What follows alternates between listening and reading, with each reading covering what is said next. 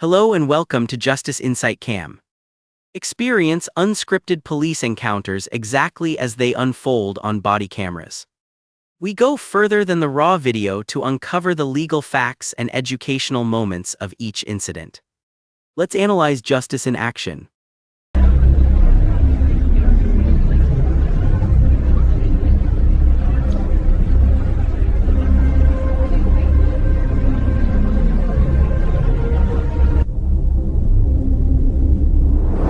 Look closely at this security camera footage. March 8, 2024.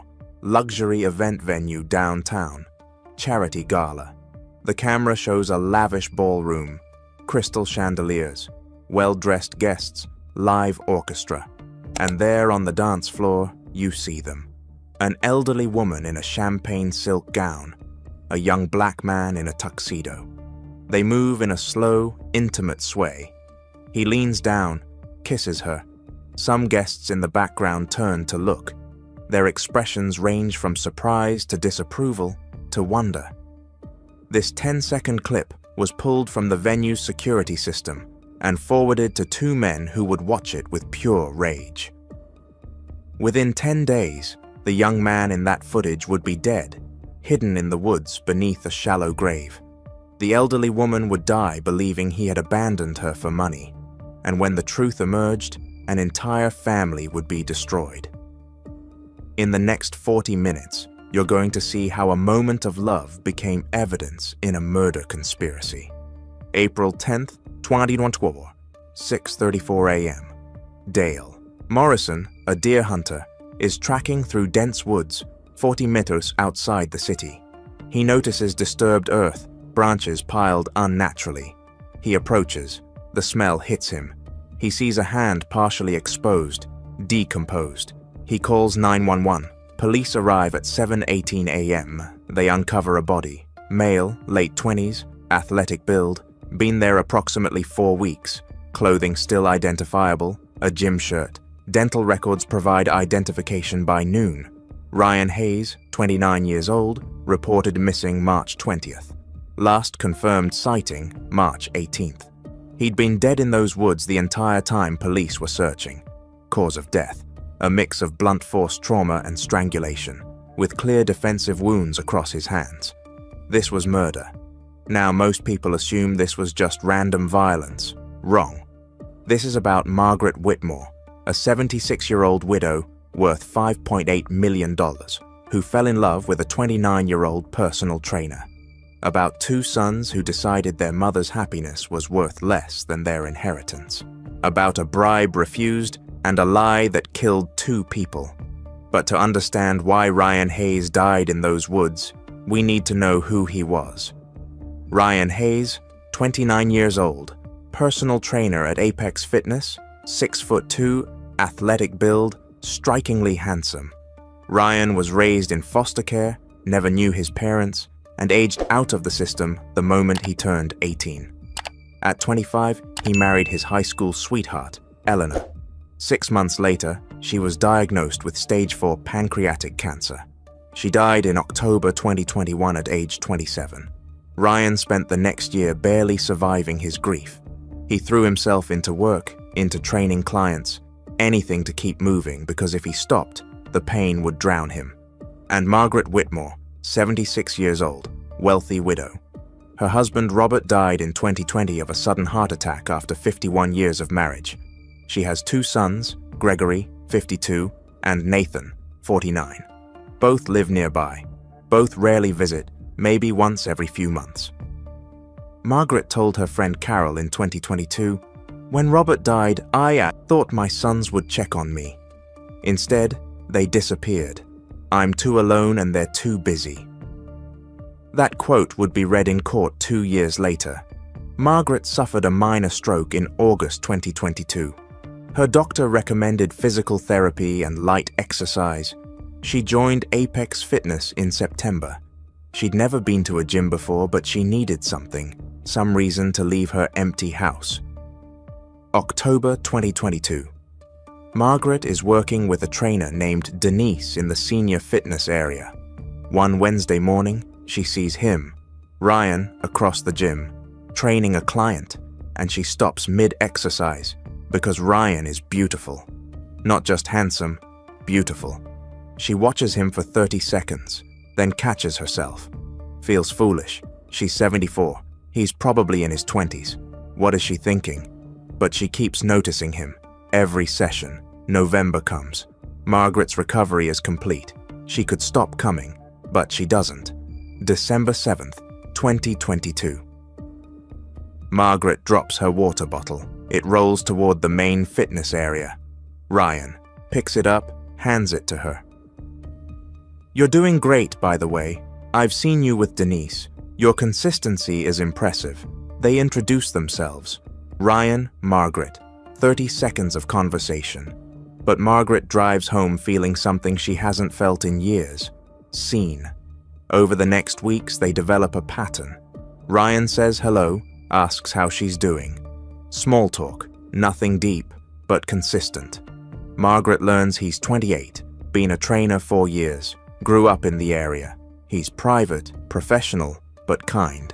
January 2023. Margaret's sessions with Denise end. She's fully recovered, but she doesn't want to stop coming. She approaches Ryan. "Do you take new clients for personal training?" He's surprised. "I mostly train athletes. High intensity. I'd like to work with you if you're willing." Something in her voice. Vulnerability. "Let's try a session. See if it works." They schedule for Monday, January 23rd. First session. Ryan designs a program for her age. Light resistance, core stability, flexibility. They work together for an hour at the end. "How do you feel?" "Wonderful," Margaret says, honestly. Monday, Wednesday, Friday at 9 a.m. Margaret and Ryan. Over the next month, they talk. Between sets during rest periods, Margaret tells him about Robert, how they met, how he built a successful business, how he died suddenly. Ryan listens, really listens. One Friday in February, Margaret asks about his life. Ryan hesitates. "Not much to tell. I work, that's about it. No family, foster care, never knew my parents, no siblings." Margaret's heart breaks. "And now, do you have anyone?" Ryan is quiet. "Then I had a wife. She died 2 years ago. Cancer. She was 27. "Oh, Ryan, I'm so sorry. Eleanor, we met in high school, married young. She was diagnosed 6 months after our wedding, stage 4 pancreatic cancer. She died in 2021. Something shifts between them. They're not trainer and client anymore. They're two people who understand loss. February becomes March. March becomes April. They see each other 3 times a week. Their conversations deepen. Margaret tells him about her sons, how they used to be close, how their wives, particularly Gregory's wife, Diana, have always been cold to her, how she rarely sees her grandchildren. "Gregory asked me last year to invest $300,000 in his business. I said no. He didn't speak to me for 3 months. Why did you say no? Because I wanted him to want to talk to me for reasons other than money." Ryan shares his story too, about Eleanor, about how cancer stole their future, how he held her hand when she died, how the grief almost killed him. "Do you still think about her?" "Every day, but it's different now. She made me promise in the hospital not to spend my life alone." May 2023, 6 months since they met, 4 months training together.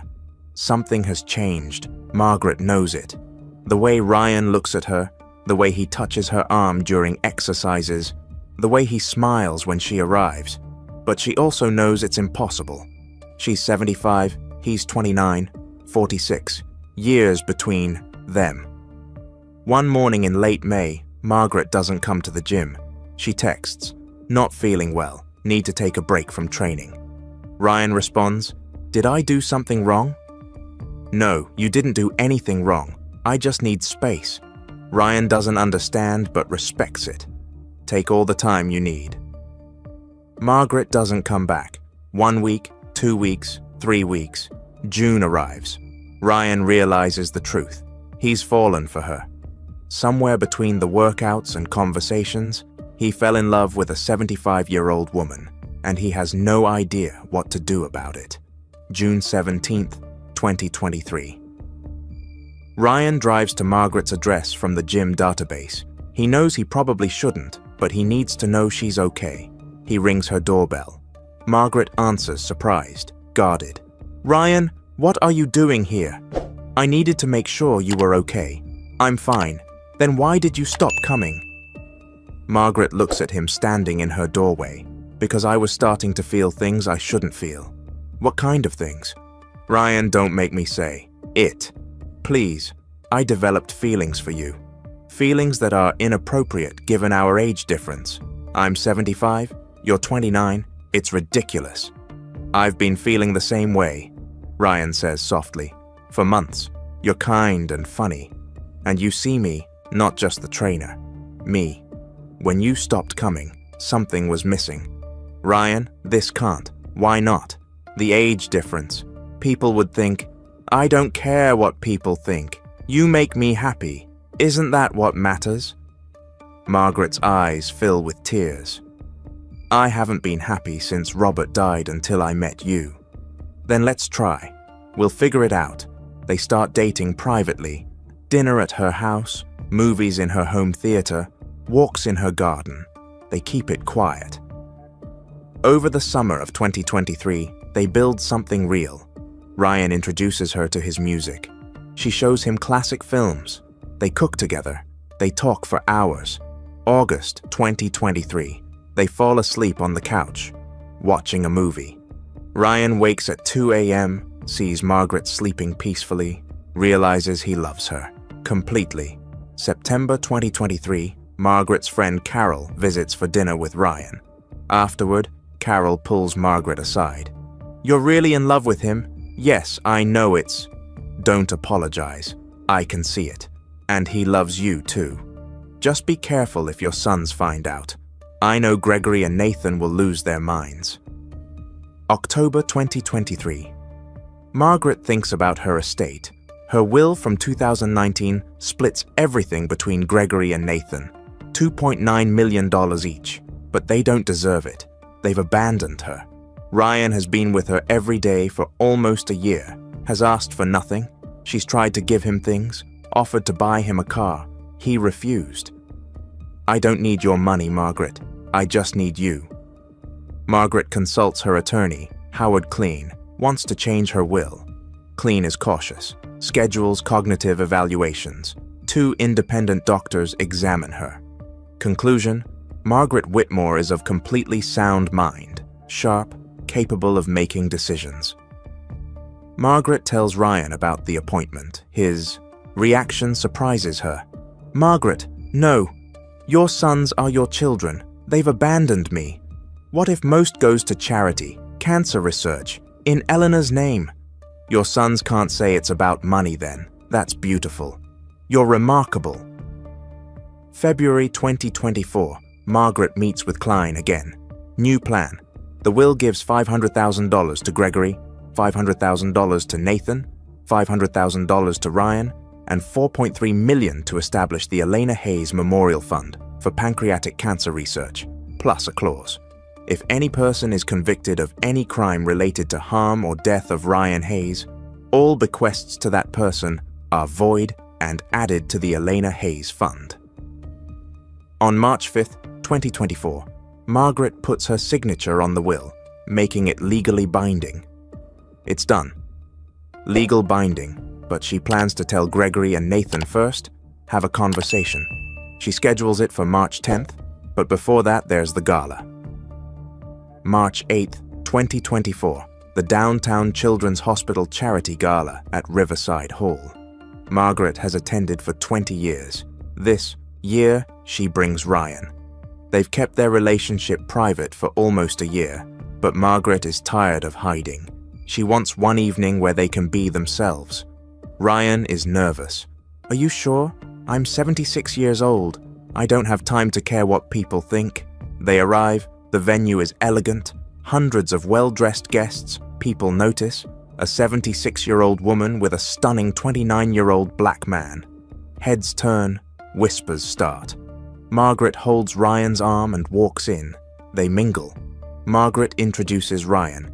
This is Ryan Hayes, my partner. Some are polite, some are visibly uncomfortable. One woman walks away mid-con conversation. They dance. The orchestra plays. Ryan leads her to the floor. They sway together. Margaret feels like she's floating. Ryan looks down at her. She's beautiful, elegant, happy. "I love you," he whispers. They haven't said it explicitly before. "I love you too." They kiss, gentle, tender. All around them, people watch, some with joy, most with disapproval.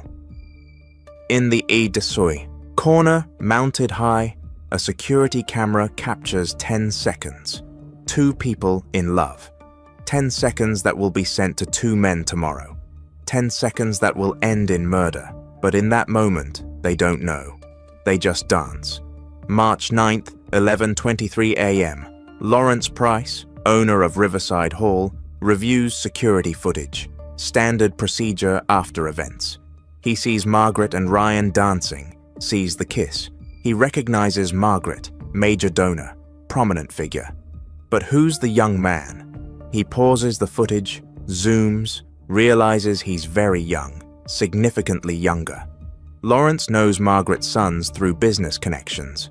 Gregory has used his venue multiple times. Lawrence extracts the clip, sends it to Gregory via email. "Saw your mother at our gala last night. Thought you should see this."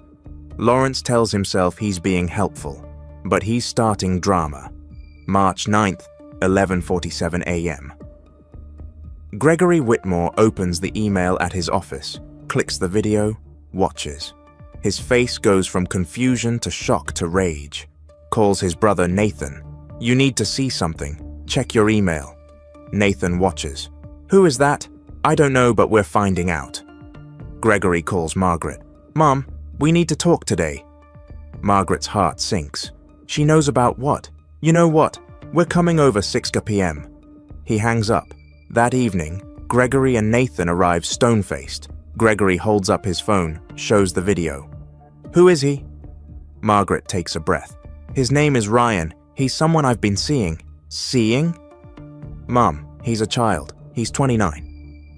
"You're 76, Nathan says. "I'm aware. How long?" "Almost a year. A year and you didn't tell us. When would I? You haven't visited in 8 months. That's not fair." Nathan says, "Isn't it? When's the last time you came just to spend time with me? We have lives, jobs, families, and I have nothing." Gregory leans forward. "This guy Ryan, what does he want?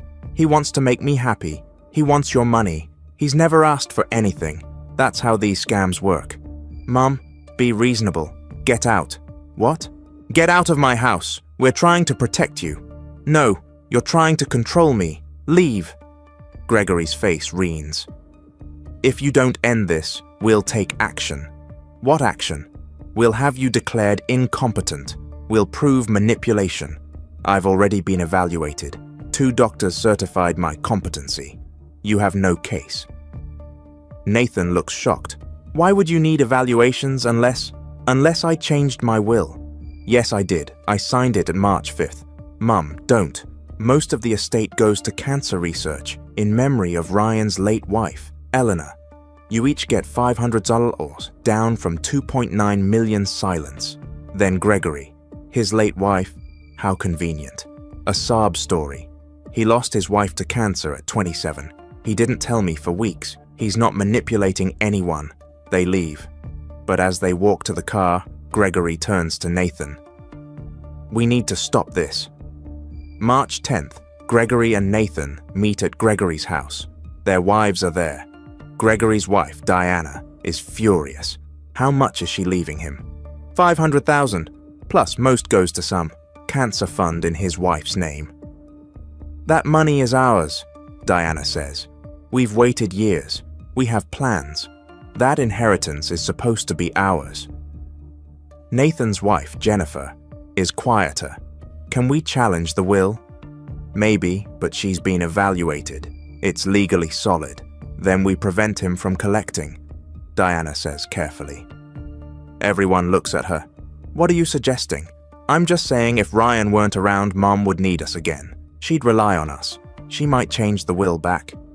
Are you seriously? Nathan trails off. Gregory's mind works. What if we offer him money, pay him to leave? You think he'd take it? Everyone has a price. March 12th, 3:47 p.m. Ryan finishes his last session. He's walking to his car when two men approach, standing by a black Mercedes. Ryan Hayes. Ryan stops. Who are you? Gregory Whitmore, Margaret's son. This is Nathan. Ryan's guard goes up. What do you want? 5 minutes. Gregory gets to it. We know about you and our mother. We've seen the Gala video. Okay. And we want you to end it. That's not happening. We'll make it worth your while. Gregory pulls out an envelope. $100,000 cash. Walk away. Never contact her again. Ryan stares. You're bribing me. Call it what you want. I'm not interested. Fine. $200,000. No. Name your price. There isn't one. I love Margaret. Gregory's face darkens. You love a 76-year-old woman. You hear how that sounds? I hear it. I don't care. She makes me happy. You're making a mistake. Nathan says quietly. No, you are. Your mother is incredible. She deserves better than you. And instead of being happy, she found someone who cares. You're here trying to buy me off. Ryan gets in his car, drives away. March 12th, 8:14 p.m. Gregory makes a call. The number belongs to Julian Cross, 41 years old, ex-military, Army Special Forces, discharged under unclear circumstances, now works as a security consultant. Gregory knows him through business circles, knows his reputation, handles problems. Julian, Gregory Whitmore. I need to meet. Tonight. What kind of problem? Not over the phone. They meet at 9 p.m. Dark bar, Gregory explains carefully. Doesn't say kill him, says needs to go away permanently. Julian understands. This is serious. You know what you're asking? Yes. 75,000. Half now, half after. Deal. You never hear from me again. We never met. Understood. March 13th. Gregory withdraws $40,000 cash, tells the bank it's for renovations, meets Julian, hands it over. Julian takes it. I need information. His routine, address, everything. Gregory provides everything. Ryan's apartment, gym schedule, car model, license plate, everything Julian needs. March 14th through 17th. Julian watches Ryan, learns patterns, mornings at gym, afternoons at Margaret's evenings training clients, home around 8:12 p.m., small apartment building, underground parking, no cameras inside the garage. That's the opportunity. March 18th, 7:30 p.m.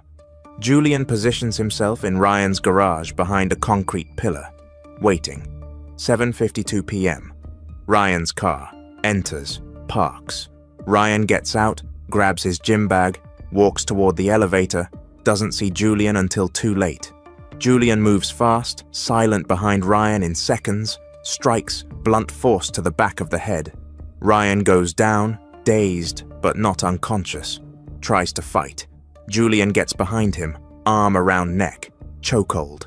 Ryan struggles, manages to scratch Julian's arm, but Julian is stronger, trained. Ryan's vision fades, his strength leaves, he stops fighting, goes limp. Julian holds the chokehold another minute, releases, checks pulse, nothing. Dead. 8:03 p.m. Ryan Hayes is dead. Julian works quickly, gets his van, loads Ryan's body, covers it with a tarp, drives out. No one sees. 40 mepied out to woods. He scouted earlier. Remote, no trails. He digs a shallow grave. 2 hours. By 10:30 p.m., Ryan is buried, covered with earth and branches. Julian drives back. March 19th, 6 a.m. Julian calls Gregory. It's done. You're sure? Yes, no evidence. The rest? Same place. Tomorrow. March 19th, 9:30 a.m. Margaret calls Ryan. Voicemail. She calls again. Voicemail, texts, no response. By noon, she's worried. Calls the gym. Ryan didn't show for sessions. That's not like him. Margaret calls his apartment building. They haven't seen him. Panic grows. March 20th. Still no word. Margaret calls police, reports him missing. They take her statement. Not particularly concerned. Young man been missing less than 48 hours. Maybe he needed space. No, Ryan wouldn't do that. They promised to look into it. March 20th, 100 p.m. Margaret's doorbell. Gregory and Nathan. Mom, we need to talk. I'm not in the mood. Ryan is missing. That's what we're here about. Ryan isn't missing. He left. What? We talked to him. Offered him money to leave. He took it. Margaret's blood runs cold. That's not true. Mom, it is. We offered $200,000. He took it and left. You're lying. We offered it March 12th at the gym. He took it. He's gone. Margaret tries calling Ryan. Voicemail. She looks at her sons. When? March 12th. We met him. Made the offer. He didn't hesitate. Margaret feels the floor falling away. Part of her doesn't believe them. But what if it's true? I don't believe you. But her voice wavers. They leave. March 20th, 11:47 p.m. Margaret has a cardiac event. Chest pain, difficulty breathing. She calls 911. Paramedics transport her. Diagnosis: Takotsubo cardiomyopathy, broken heart syndrome. The stress has damaged her heart. She's hospitalized 3 days. Released March 23rd. Empty house. No Ryan, no sons, no one. March 24th to 27th. Margaret barely eats, barely sleeps. She thinks about Ryan, about their year together. Her son said he took money and he's gone. What other explanation? March 27th. Margaret's heart gives out. Massive cardiac arrest. She dies alone in her bedroom. Housekeeper finds her 9 a.m. Margaret Whitmore, 76, is dead.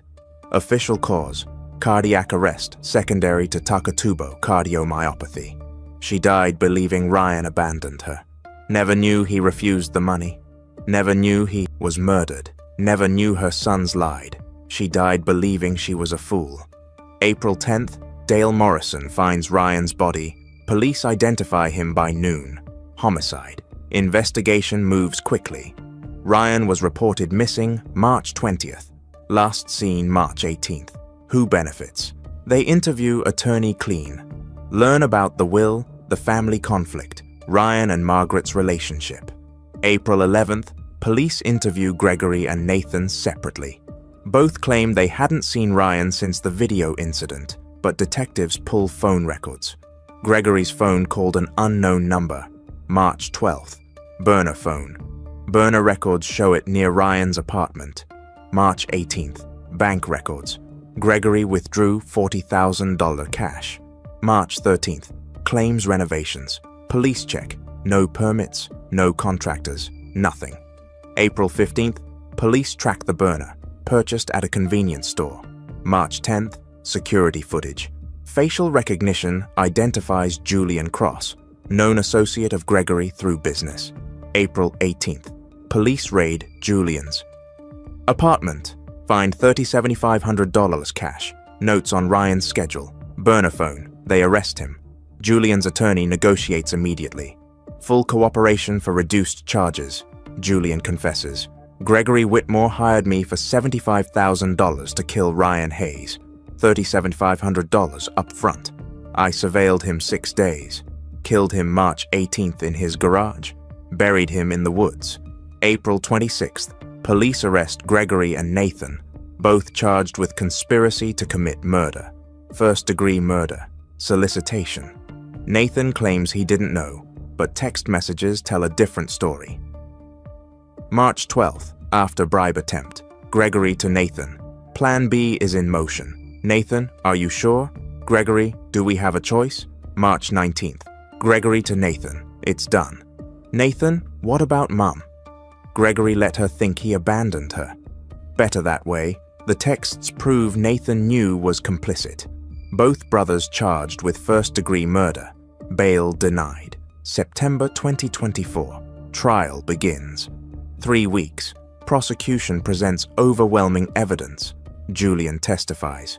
Phone records, text messages, bank records, physical evidence from burial site. Gregory Whitmore paid me to kill Ryan Hayes. Said if his mother thought Ryan abandoned her, she wouldn't change her will. He wanted it clean. Defense argues Julian is lying for a deal, but evidence backs him. Most damning medical examiner testimony. Margaret Whitmore died of Takotsubo cardiomyopathy, triggered by severe emotional stress, the belief that someone she loved betrayed her. If she'd known the truth that Ryan was murdered and hadn't abandoned her, she likely wouldn't have suffered this event. Her death is a direct result of the defendant's lies. Prosecution. Gregory and Nathan Whitmore didn't just kill Ryan Hayes, they killed their mother. They murdered Ryan, then lied to Margaret, telling her Ryan took money and left. That lie broke her heart. Literally, she died believing someone she loved betrayed her. When in reality, Ryan refused their bribe. He chose her over money. They killed him for it, then let their mother die believing a lie. October 15th, jury deliberates 8 hours. Verdicts: Julian Cross, guilty, second-degree murder, sentenced to 25 years. Gregory Whitmore, guilty all counts, life without parole. Nathan Whitmore, guilty conspiracy to murder, guilty accessory, sentenced to 35 years. October 16th, the day after sentencing. Attorney Clean meets with court regarding Margaret's estate. The 2024 will Margaret signed March 5th should execute. But there's complexity. Ryan predeceased Margaret, so his $500,000 bequest is void. Gregory and Nathan were convicted of murdering Ryan and causing Margaret's death through their lies. Under the Slayer statute, they cannot inherit. The judge rules given circumstances, and that Margaret's death resulted directly from defendants' criminal actions. Defendants are barred from inheriting. The clause Margaret included activates. All voided funds go to the Eleanor Hayes Memorial Fund. The judge uses the signed 2024 will as basis, plus Margaret's discussions with Clean, plus C pre-doctrine. Final distribution. Entire $5.8 million estate donated to establish the Eleanor Hayes Memorial Fund for pancreatic cancer research. The irony is complete. Gregory and Nathan conspired to kill Ryan to protect their inheritance. Result: Ryan is dead. Margaret is dead, believing Ryan betrayed her, which wasn't true. Gregory gets life in prison. Nathan gets 35 years. Neither receives a dollar. The money goes to cancer research honoring Ryan's late wife. The family is destroyed, all for $5.8 million they never received. November 2024. Ryan's sister Amber gives victim impact statement. My brother lost his wife to cancer at 27. Then he met Margaret. She gave him hope again. When her sons offered him $200,000 to leave, he refused. He didn't want money, he wanted her. They killed him for that. Then they let Margaret die, believing he'd abandoned her. They took everything from both of them. For money they'll never see. My brother died, believing Margaret would find him, that she'd know the truth. Instead, she died believing he betrayed her. They both died alone, thinking the worst of each other. That's what Gregory and Nathan Whitmore did. They destroyed the memory of love. The case becomes national news. The Gala video is shown in reports. People watch the 10 seconds of them dancing and kissing, see the tenderness, see the genuine affection, and they understand. This wasn't manipulation. This was two lonely people who found each other, who chose happiness, who loved each other, and who paid for that love with their lives. Margaret Whitmore was 76, fully competent, evaluated by doctors. She chose to be with Ryan Hayes. She chose happiness. Her sons decided they knew better, decided their mother couldn't possibly love a man 47 years younger, decided it had to be about money, because the alternative that their mother was simply happy was unacceptable. Rather than accepting her choice, rather than being glad she wasn't alone, they destroyed it. They murdered the man she loved, told her he'd betrayed her, watched her die of heartbreak, all to protect money they felt entitled to. Love doesn't follow rules. Margaret and Ryan found something genuine, something that made them both happy. That should have been enough. But to her sons, happiness doesn't pay bills. Money does. And they wanted money more than they wanted their mother happy. That calculation cost 3 lives. Ryan Hayes, who died refusing to be bought. Margaret Whitmore, who died believing a lie. And Gregory and Nathan's freedom, buried under their greed. The $5.8 million is now funding cancer research. The charity they tried to prevent benefited. Ryan and Margaret are gone. But in a strange way, they got the last word. The money that was supposed to be torn apart by greed is instead saving lives in Elena's name, in Ryan's honor, in Margaret's memory. And Gregory and Nathan will spend their lives in prison, knowing they destroyed their entire family for. Thanks for watching our coverage. If you gained valuable insights from this case, make sure to like, share, and subscribe to Justice Insight Cam. Remain observant, stay safe out there, and catch our next investigation.